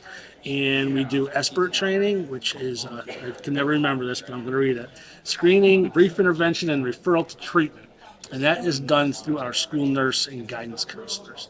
And those two programs, just so you're clear, if we get a report back from a student, because they do give feedback that there's an issue of any kind, it's, I'm anxious about, a friend of mine said these words, or I got a family member at home, or maybe someone, God forbid, something has happened in their family, there's follow-up. It's not just, here's the material and, good luck as you go to your math class. There's follow-up with them to make sure that they're processed appropriately. If there is trauma, that they're, supporting them to deal with it, which is why, obviously, it's delivered by our school adjustment counselors. The last piece is on communication, which if you have any feedback, I'm more than willing to hear about, any items that could come up. All the schools have almost the exact same thing about communication. So don't worry, no one knows what they're doing about that quite yet. Thank you. Hopefully by the end of the I'll be able to he'll have someone. Thank you. Thanks so much. Hi, welcome to Kittredge. I'm Howie, principal at Kittredge. Linda Gowdy, I teach 4th grade at Kittredge. Hi. So let's start with some MCAS highlights. A couple years ago, we had a challenging year on MCAS. We had some very high targets and some struggling cohorts. We only hit 9% of our targets. Last year, we hit 45% of our targets. Unfortunately, those numbers are averaged together. So I'm very much looking forward to next year where that 9% drops away and we start at 45%. I also see I'm anticipating some strong performance this year based on the cohorts in 3, 4, and 5, and some of the things that we're going to talk about later. I'm hoping it'll be a very good year for us. We also reduced chronic absenteeism from 17.5% to 11.5%. So we got 4 out of 4 points for that. Our target was 16%. Before you ask, I have no idea. I would love to take credit. That's literally the question I'm writing down right now. How did you do that? Not just you guys, but because it seems like all the schools are doing that same thing. A lot of schools saw the same thing, and I honestly don't know why. I would love to know where the state got their 11% number from, because it doesn't make sense to me, but I'm happy to celebrate it. So, our lowest performing cohort, so those are students who have taken MCAS before, and they were in the lowest 25% of that cohort. They improved 3.4 points in ELA and 4.3 points in math. So we're really excited about that the lowest performing students had that level of growth. And then all of our groups showed typical growth high in math. So the typical growth is divided low, average, and high. And for all of our groups in math, we had typical high growth, which very happy with that. We do have a couple growth areas. So our overall achievement dipped. And that is basically their score. So if our average score last year was 500, our average score this year in ELA would have been 498.4. I want those numbers to go up. But of course, in a small school with small cohorts, there's so many factors. Not a significant dip, but something we would prefer not to see. We also had our high needs students dropped 4 points in ELA and 3.4 points in math, despite the increase in our lowest performing cohort. I cannot explain that. I'm not enough of a mathematician or a data person to really understand that, but it does seem like those cohorts should have a lot of overlap. But we're going to celebrate anyways. And this does align with what Mike has been saying in his MCAS presentations, is we recognize that as we are moving kids forward, in some pockets our high needs kids are not showing the same growth, and so that's a focus for us. And then our final growth area, our ELA growth was typical low for all subgroups. Obviously I would prefer to see typical or high, but typical growth low is better than the alternative. So just before we move on Of to course. your Yes. goals, so we've been hearing that the fourth grade is that cohort. That's your fifth grade, yeah. Yes, the previous fourth grade is having some issues. Do you feel that your school is also representative of that? Yes. Yep. We see a lot. If we look at our current cohorts, we see a much higher level of need in our current fourth and especially fifth grade, and probably for a lot of factors. But as Mike said, this is the group that did not learn to read in kindergarten because they were out for COVID. I can see in our grades 1, 2, and 3, we have far fewer needs. I'm very excited about the cohorts that are coming up, and with some of the things that we're about to talk about. Even more excited. So in terms of our goal 1, Melinda and I and the other member of our instructional leadership team are participating in a DESE cohort on high quality instructional materials. It's 25 to 30 schools from across the state. We're at the initial meeting in Devens, Mass. And then within that meeting, we were divided into a smaller cohort of 5 or 6 schools that are working on specifically wit and wisdom for the curriculum. So it's not generalized. It is specific to the curriculum we are using, and there's coaching involved. The coach is coming a few times over the next couple months to work in our schools with our teachers to help us implement wit and wisdom. That's great. Yeah, we're excited about that. We added intervention this year, so thank you. I know I said that in front of you at every meeting for the last 2 years. Now I can say we have it, and it's wonderful. Great. It's 0.6. She is getting to every grade level. She's meeting collaboratively with teachers and consulting, looking at data. She's supporting in classroom instruction. She's supporting our special ed teacher. She's been a fantastic resource, and we can see, even in early meetings, we can see growth in some of our struggling students. Really excited about that. With that one, Yes. do you feel that you would benefit from having more of that tier 2 intervention specifically? Yes. Like if you had full time, I'm sure we could make use of her full time easily. Yes, I would say that students who need intervention are for the most part receiving intervention right now with the 0.6, and when we use the Title I tutor to cover groups. So the Title I tutor will be supporting the ELA intervention and math intervention. It would also allow us to be able to collaborate more. Yeah. When she has to leave to go to Beckett, she's leaving at a time where we have some common planning time. So to be able to sit and talk about the data and have more of those meetings, that's been a little tricky trying to navigate that within the schedule of her just being there part-time. So allowing us to do more work together, collaborate, data meetings, it would be helpful to have more time with and math as well too. On the other end, we have the math in the afternoon. which is a little bit of a shorter time, doesn't allow to see as many students across the school. But we do have, she's there most of the time for the planning time, so we can talk a little bit more. So we kind of lose with one, gain with the other, and it sort of flip-flops. We also generally prefer, if you're doing intervention, to pull from that subject time. So if you need intervention for reading, ideally you'll be getting that during a reading time. But when you're only there for part of the day, not everybody's doing reading while you're there, so she does pull sometimes from other times for certain classes. I will let you know your slide is off one. You need to go forward one. That's fine. Thank you. I think I went back because I thought you might have that's fine. So we shifted to iReady along with the rest of the district for math assessment. We are very happy with the benchmarking and the way that went, and we also did some progress monitoring. The real benefit of iReady is it provides immediate, on-target intervention for every student.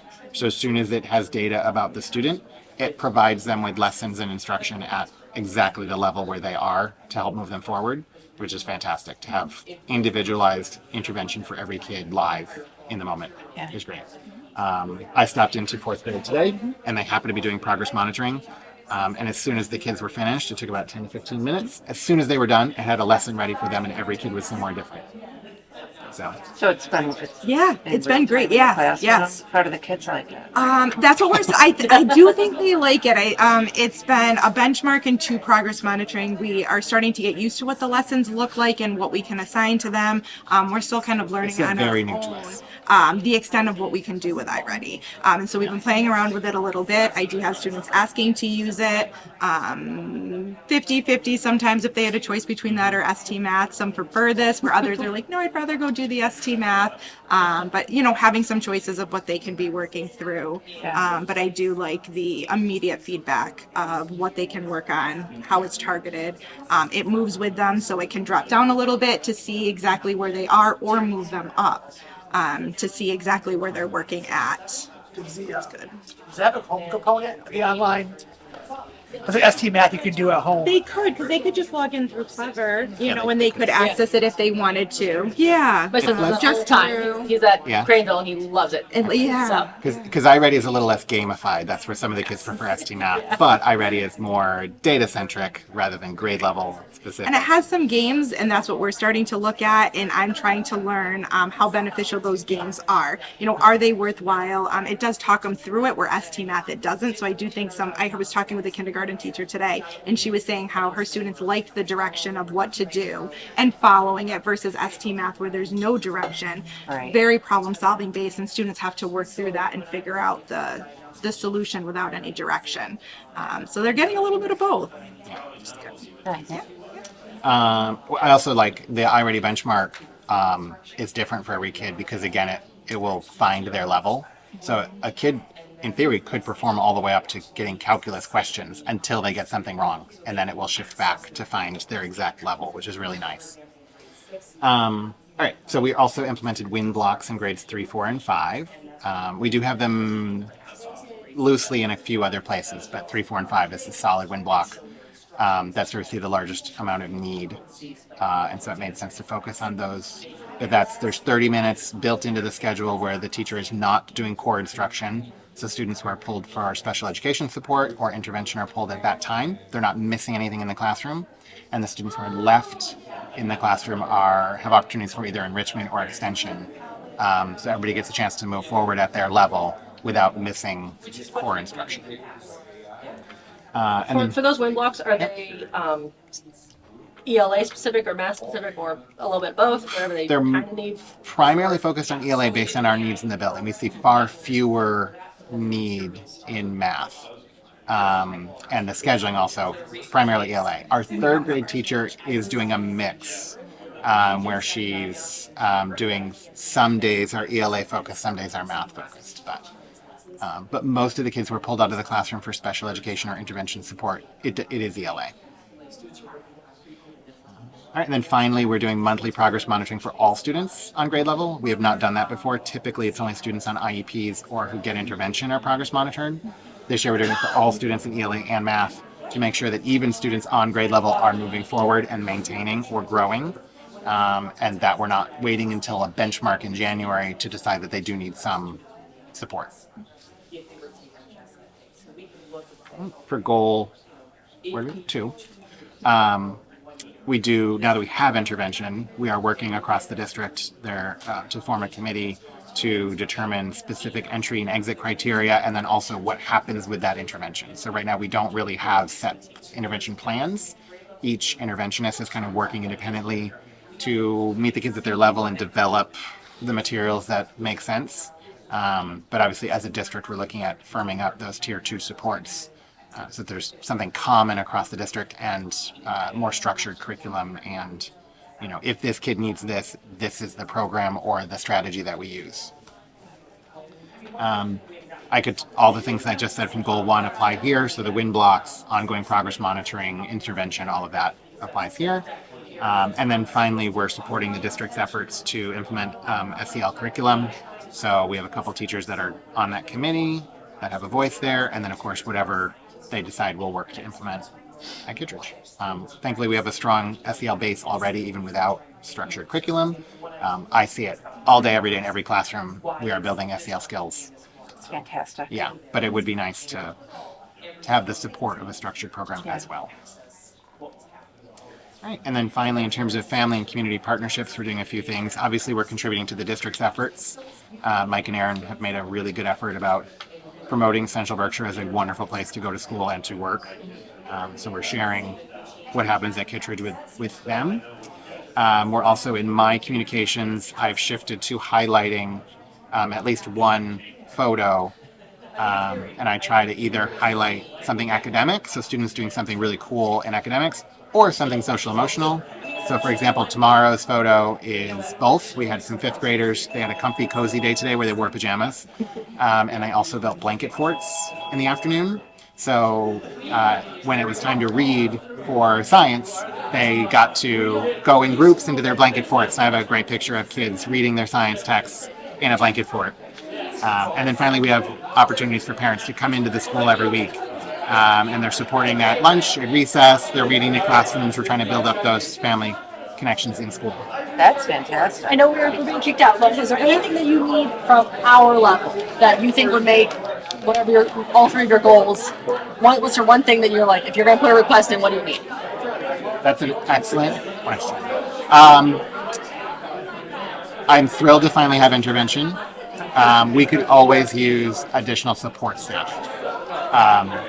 We are right up to the level with our support staff where we're meeting students' legal requirements, but it would be so nice to have a little bit of breathing room to provide support in a classroom, that's a little bit more than what's absolutely required. Thanks. Thank you. Nice to meet you. If you see them and just talk at them, they're like this, but when you get them up and moving and doing different things, it makes a huge difference. Yeah. So And it also gives you an opportunity to get a feel for each school. Every school, we're all so different here. Yes. And Beckett, we love our Beckett. We think it's really special, What does Mike say? Small school, big future. But yes, we have to keep it there. We have to, our big challenge is not MCAS scores. I mean, last year we were the school of whatever you call that, recognition. It's enrollment. It's And enrollment we are size. working on that. And Mike and Aaron are working with us, and we have some plans in place. But I mean, this year alone, last year, as everyone knows, Pittsfield had some, there were some challenges. So some of those kids have come to Beckett, and that's great, and we're happy to have them. But we want to also have some homegrown families. So. Right. But that's our challenge right now. But we are still proud of our scores and our achievement. And what was the big thing we improved? Chronic absenteeism. We blew out the goal, and we were low last year, and we blew it out. But with a small school, the data can get very skewed by just a few students.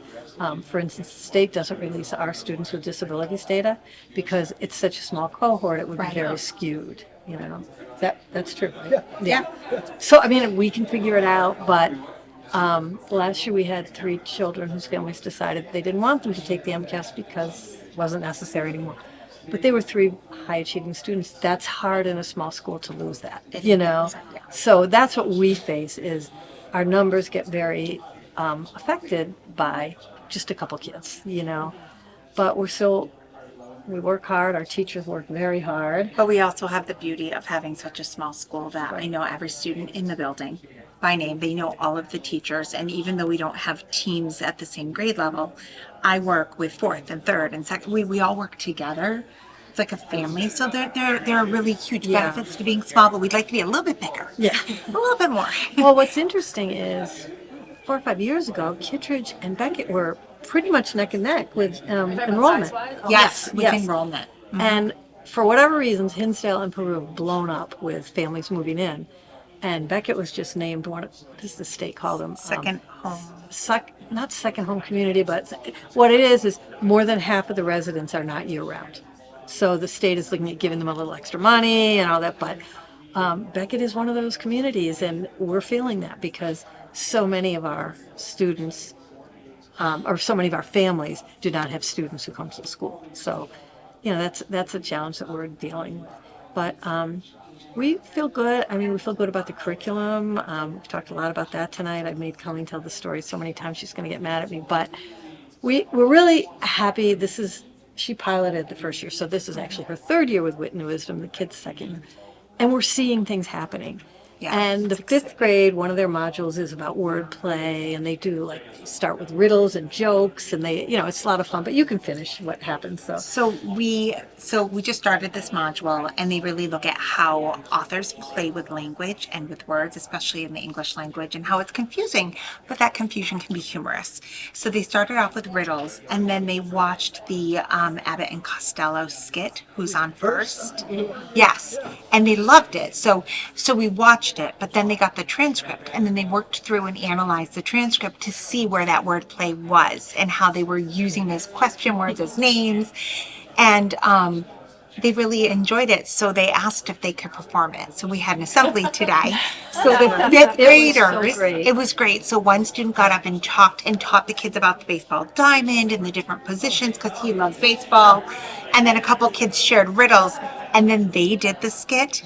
They and were it was so really good. fun to see. They were great. We have great actors. But what was really cool too was to see the younger kids in the audience understanding the humor. They got it. And understanding where the wordplay was. They're yelling, "That's his name!" Second grade, first grade. And I feel like it's because of that really rich curriculum and the robust language that they're using. I mean, it's right. And I love that the younger kids got at the end of the whole thing. I said, "So I'm still confused. Who's on first?" And they all scream at me, "Oh!" They were passionate. Yeah. It was so we're seeing that growth, and that's what we want. We want growth for every child at an appropriate level for them. And I think if we keep working towards that, then we're serving every child.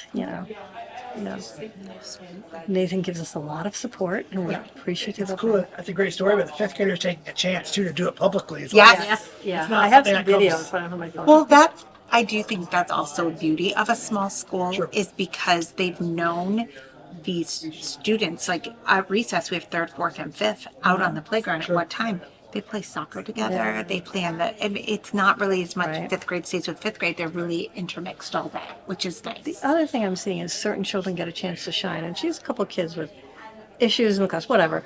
But today, one boy in particular, he was the star, and he's never been the star, and he was so proud. And you just, give children different opportunities to shine.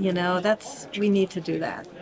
I have seen that the other two elementary schools use wind blocks. Have you guys thought about that at all?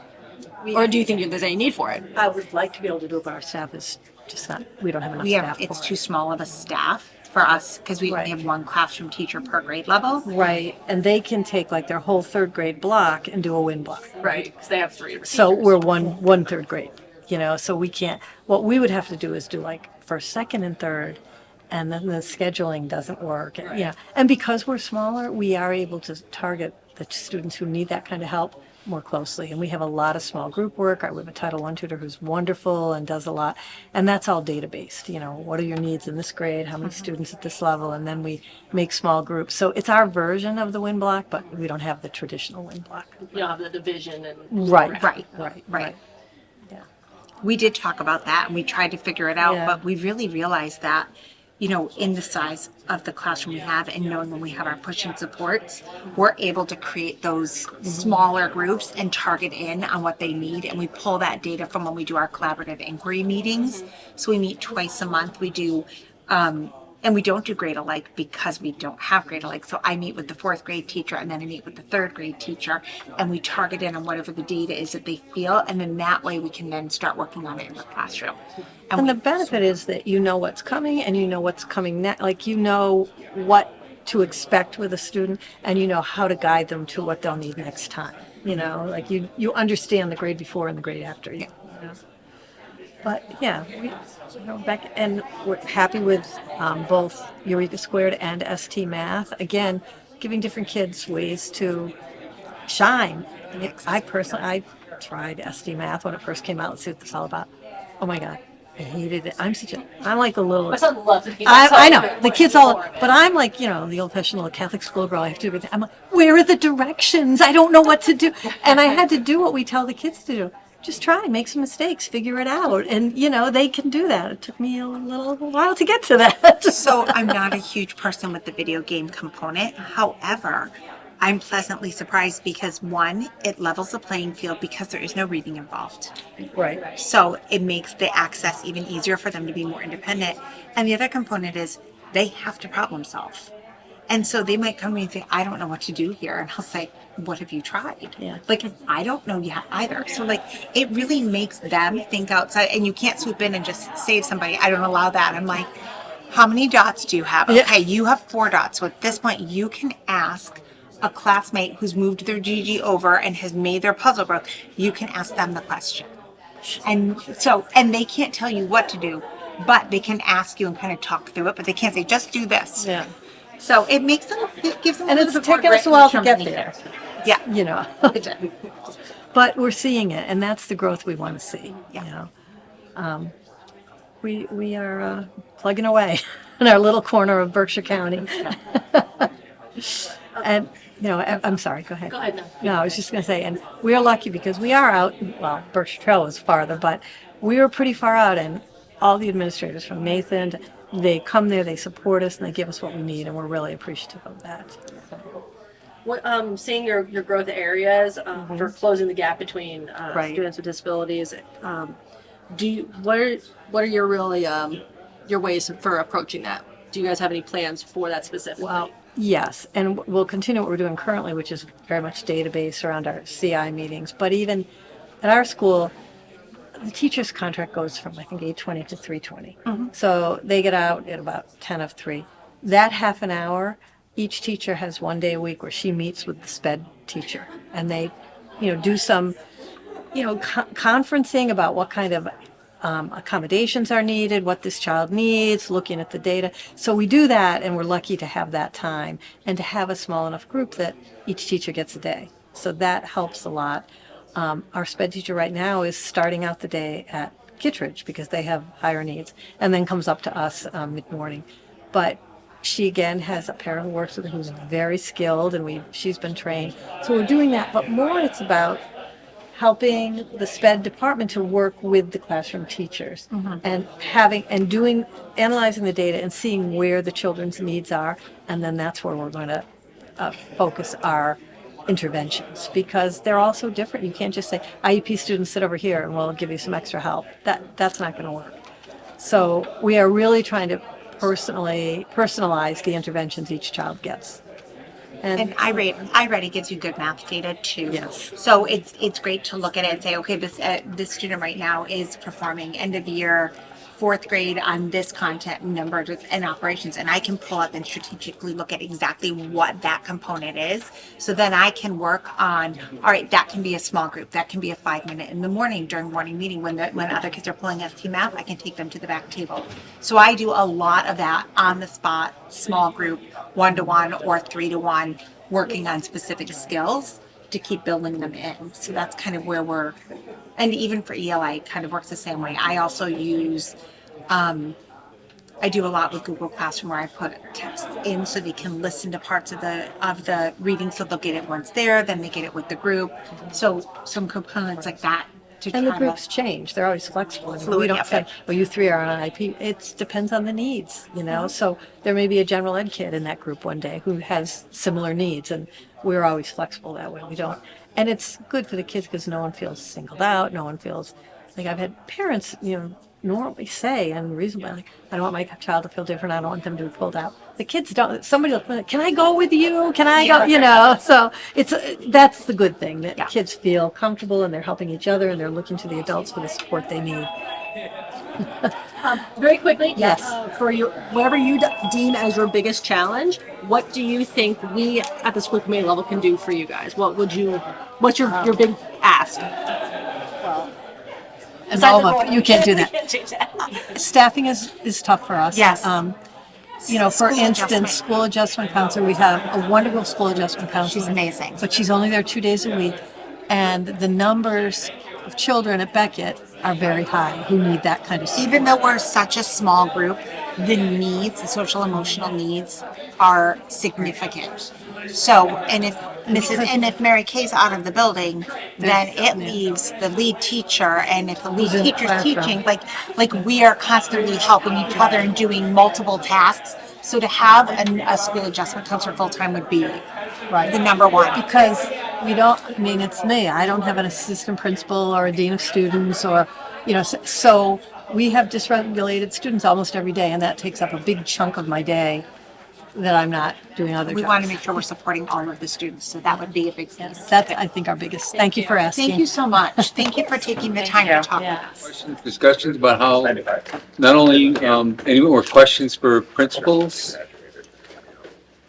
from what we heard, and then also let's talk about the process.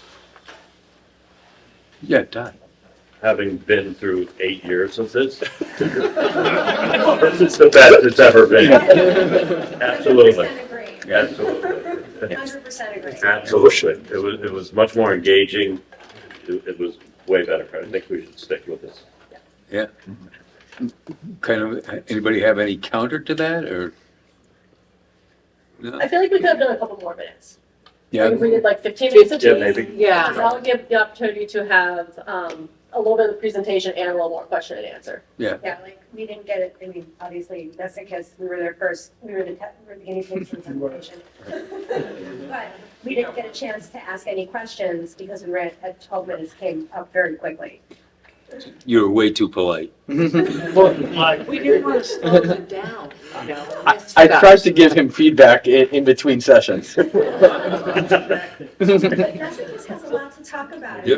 They pulled themselves out of a big deficit with MCAS, so lots of good things to discuss, being a school of recognition too, the boot, so it would have been. Do you have any specific questions for Nessacus because we can talk more about it right now and bring up some points if there's anything that you felt like you didn't get to, or John, is there anything that you felt like you didn't get to with any of the groups that you wanted to share? No, very thorough. Any feedback goes more than welcome. Well, I think going a few extra minutes, I don't know that that's a big deal because it's way shorter than what we've done in the past with meetings about to close. So I think that was, going to 15 minutes, I don't think would be a big deal. Yeah, Jim? Yeah, I know this probably comes as a shock to most people, but I sort of had the opposite question of Ellen. I had a lot of questions. And I think this format allows school committee to engage with the building leaders in a way that we don't get to. Like, we don't have these conversations, if we even know who the building principals are. So in having this kind of format allows us to have these relationships and these dialogues. Like, I didn't know that Wacona had an orchard. That was something that I didn't know, like, I don't think we heard about that at the school committee meeting. So having this kind of engagement, I think builds sort of that community sense and that, team sense. So let me ask you this, the Google sheet with the questions on there. I looked right before the meeting, there wasn't anything else. Right, but I'm curious as to, can we leave that up? And Oh, yeah, of course. and so anybody can, pop in questions into there individually. It's not, you know, it wouldn't be a violation or everything, just asking the principals a question using that Google form. So if you feel like you have something that you want to probe into a little bit more, I mean, go ahead and use that Google form and just pass it along to the appropriate principal. I think It's hard to come up with questions off the bat because this is the first time Yeah. we did this, so Yeah, it's yeah. like, what are we expecting? Yeah. I'll resend it tomorrow with the committee preferences. Yeah, it's not a bad idea. Yeah. Yeah. Okay, yeah. Yes. I do have one drawback is that I don't know if, I mean, we're having a conversation now, but I don't know if Sarah and I asked the different questions that other groups did, and then we have that the drawback of not knowing what we're missing out on. We could have missed something really big from one of the schools that we just wouldn't have known, except for everyone else assumes that the other people got that already. Yeah. Each group has a little different questions. Yeah. Maybe we could ask the groups, is there something major that they talked to one group about that they didn't get to? Or areas that pique their interest that could be included in the future plan for improvement. Yeah, there is a It's a gap. dialogue, right? That's a good point. It's a good point that it's a gap that, because everybody has different ideas and probes different things, right? And you might hear something that, you know, that person, you might want to hear, but you have no idea what transpired at the other tables, right? So.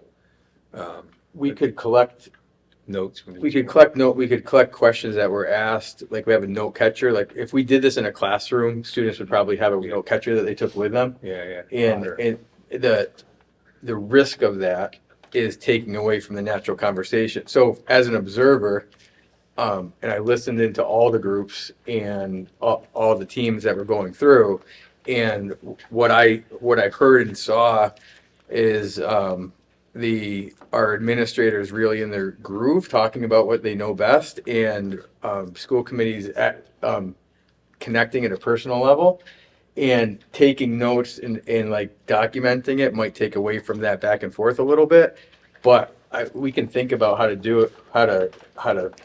I think there's some technology out there like Otter AI where you could record each table piece. The only thing that I would be concerned about there is like open meeting, but we're in an open meeting. So, but then you could share the text of that from to each individual school committee member, so they could see what transpired at each table, or maybe we could collate it together, maybe find things that were interesting. I don't know. It would be a little bit of a project, but it is a gap. I don't disagree. You know, because if we were all together, you know, you hear every question that's asked. But I will say that, having gone, like, this is my 9th year, and it's really not that, there's not a lot of opportunity for engagement. There's a few questions here and there, but it's not really a back and forth. It's just a presentation. Yeah, Sean? Yeah, so to that point, and this could be an absolutely terrible idea, but to allow a little bit more time for questions, but also to allow for the administrators to sort of, you know, give their presentation, could they record like a 10-minute video that we could watch a week ahead of time or something? And, you know, we sort of have a general idea of the questions that we want to ask, and you can go around and. Yeah, that's an interesting idea. So Like I like, said, instead of when you go to the table at Nessacus, you're not doing your presentation. They've already seen the presentation. Now it's just a Q&A. That's not a bad idea either. That's kind of how we did it, especially at the Craneville one, is we didn't, I don't think we got a presentation necessarily. It was, we just came in and started asking questions. Sorry. That's what we were supposed to do. That was the first table. So, yeah, I thought that worked out pretty well, but I mean, at the same time, I do appreciate the presentations. Yeah. Well, I mean, that's, you know, they're putting their heart and soul into this work, and then they want to share it. So maybe that's the right idea to do something like that. And that way, when you get there, I mean, the idea was to have questions ahead of time, so maybe they were ready to answer them. But it's good. I think there's some good ideas to improve it, but it was much better than in the past. Way more engaging, for sure. Another option to test this out and try to make it better, it would be appropriate to do this during budget season, either through a finance committee meeting or a full school committee meeting where each school is able to talk about what the requests, because we do a lot of that work. We've actually redesigned the system a little bit this year, with a lot of work on Greg's part and the whole team, to actually get teacher feedback into the process, teacher input, and building admin input into our early budgeting. Like we've been doing that.